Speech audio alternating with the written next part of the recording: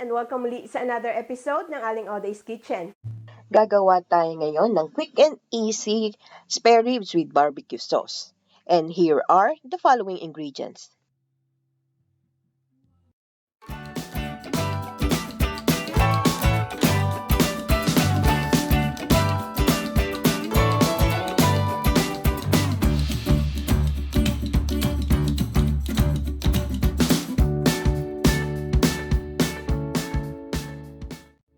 Ang ating first step, tatanggalin lang natin itong membrane, itong puting parang plastic dito sa likod ng ribs. So, gagatlaan nyo lang yung dulo para makuha nyo yung maliit na membrane. Mas madali kung gagamit kayo ng paper towel panghila. Mas madali siyang hilahin.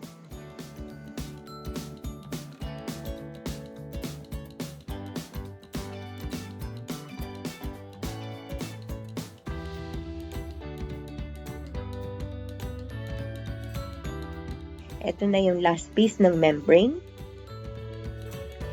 Ayan, natanggal na natin. So, itapon na natin to.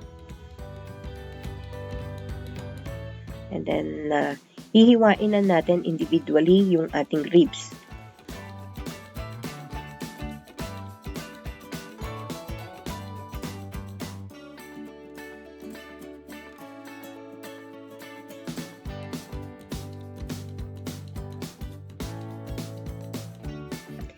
Next, dito sa ating pan, naglagay na ako ng tubig at i-add na natin itong nahiwa nating spare ribs. Ilalaga natin to.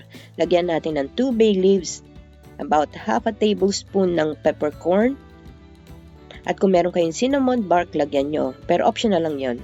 And then, sibuyas. Season na rin natin to ng salt to taste.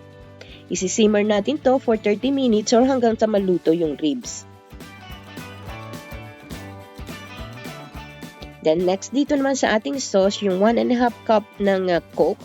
Nilagay ko itong 2 tablespoon ng ketchup, 2 tablespoon ng soy sauce or adjust nyo na lang according to your taste,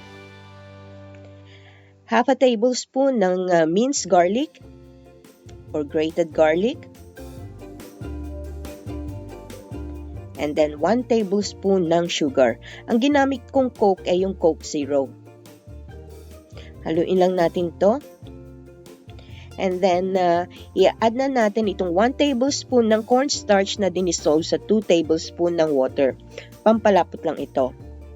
Once na lumapot, we'll set this aside. Ang ating next step, mag-preheat lang tayo ng oil dito sa ating pan at yung nalaga nating ribs, ipiprito natin.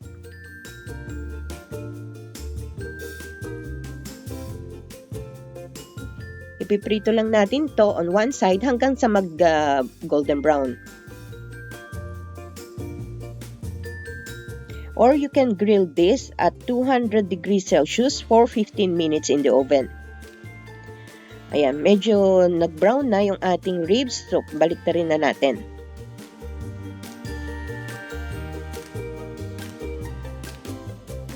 And then lastly, ganitong luto na yung ating ribs, i-add na natin yung ginawa nating barbecue sauce. At isi-simmer natin to for 5 minutes under low heat.